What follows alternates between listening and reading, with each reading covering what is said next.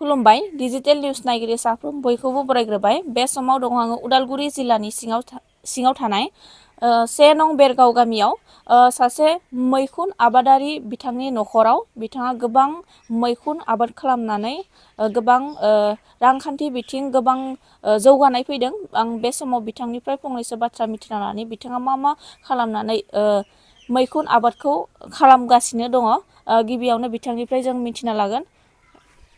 आंनि नामा जाहैबाय मनिस्वर नार्जारि डिस्ट्रिक्ट उदालगुरि गामिया 1 नं बेरगाव आं बाहायनो थागिबि मानसि बे समाव डिजिटेल निउस आं बिथांमोनखौ गिबियावनो आङो साबायखर होनांगोन आरो लोगोसे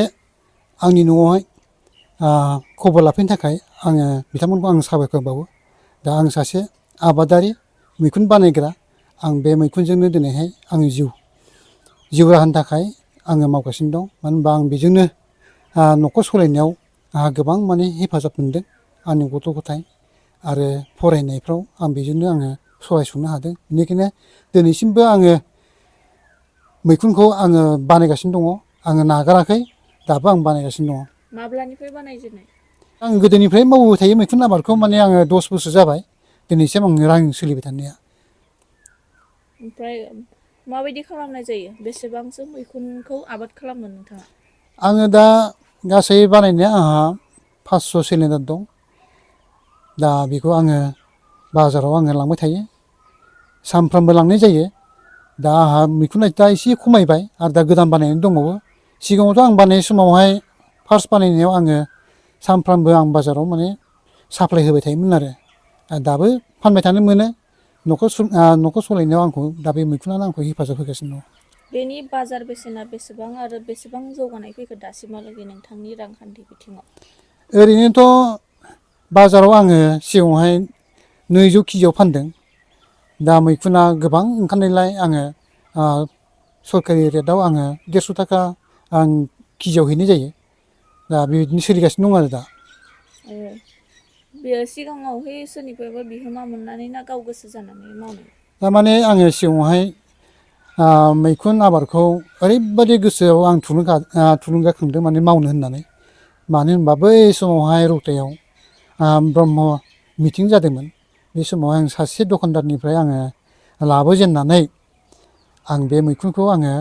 मावजेननाय जादों बेनिफ्राय उनावहाय आङो सरकारि भाबै आं ट्रेनिं लानानै आङो बे मैखुनखौ आङो मावनायाव माने आवगायसिननायाव आंहा साबसिन जादों आरो। दासिमहालागै नोंथांनि बे मैखुनखौ मा बाजाराव फाननाय जायो बा मोननाय जायो? आङो बे मैखुनखौ आङो उदालगुरि बाजार दं जोंहा थुलुंगा बाजार आं बेवहाय सानफ्रामबो लाङो ओमफ्राय गोबां मानसियानो आंनाव कन्टेक्ट सफैयो सोरबा हाबानि सफैयो सोरबा न'आव जानायनि सफैयो माने न'आवबो गोबां माने बिक्रि जायो आरो लाङो आरो न'निफ्रायबो। खनसेयाव बेसेबांसो फानो नोंथाङा? ओरैनो आं खेबसेयाव मालाबा आङो 16 केजि मालाबा 10 केजि बिदिनो ओंखारनाय सायाव 12 केजि 8 केजि 7 केजि बे कम्पालसरि आरो बेसेबां ओंखारखायो आरो आं बाहायनो माने मैखुन आबाद मावनानै दंबाय थायो आरो दा आङो बे मैखुनखौ बोरै बानायो आंनि मावगिरि गासिबो फार्मारफोरनो आङो फोसावनो सानदों जोङो मैखुनखौ माबोरै बानायबा जोङो थाखा खामायनो हागोन माने इनकाम खालामनो हागोन बे मोनसे गोरलै प्रसेस जों गिबियावनो जोङो मैखुनखौ जिगाबखौ जोङो दामफ्लेनानै जोङो जिगाबखौ रुनांगौ जिगाबखौ रुनानै जोङो आखाइयाव दै नाङि बायदि जोङो फोराननांगोन जेब्ला जों आखाइ मुथाखौ हमथुमो होनबा जाहाथे बे दै नाङा बेखौ जोङो जोंहा मोनसे माबा दङ प्लास्टिक दङ माबानि जोंहा मास्रुमनि प्लास्टिक दङ जों बाहाय जों सोनांगौ सिरिब्रै सोनांगौ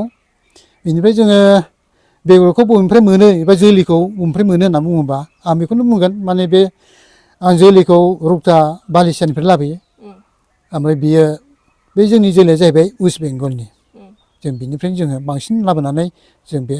मैखुन आबादखौ जों मावनाय जायो। आरो मायबा हासार मुलिफोर होनाय जायो नामा? बाहाय जोङो जेबो होनाय जाया जों अर्गानिक हिसाबै जों मावो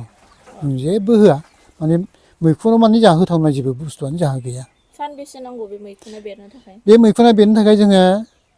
25निफ्राय जोङो 30 दिन लायो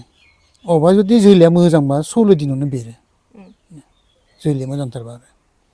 बेरनाय लोगो लोगो सानबेसे थानानै खानो हायो बे मैखुनखौ? ओरैनो बेरनाय लोगो लोगोनो बेयो मथा मथि 10 दिनजों मोजाङै बेखौ खानो हागोन आरो 10 दिनजों जाहैगोन आरो दा ओरैनो जोङो दा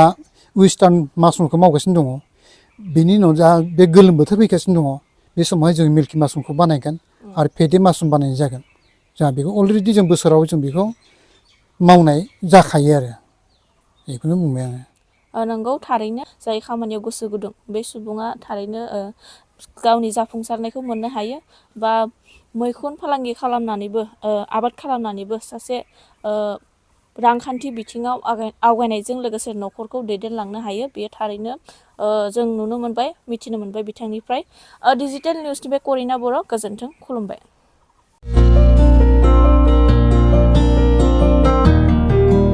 उदालगुरि नोगोरनि शंकरदेव मिशन हाई स्कुलनि साखाथियाव थानाय रिगिरिगां दख'ना गलायाव लफाय FNF महर ब्रेन्ड बिबार ब्रेन्ड आर'नाइ ब्रेन्ड जुरिपाट माथानि बायदि बायदि रोखोमनि दख'ना आर'नाइ ब्लाउस फालि आरो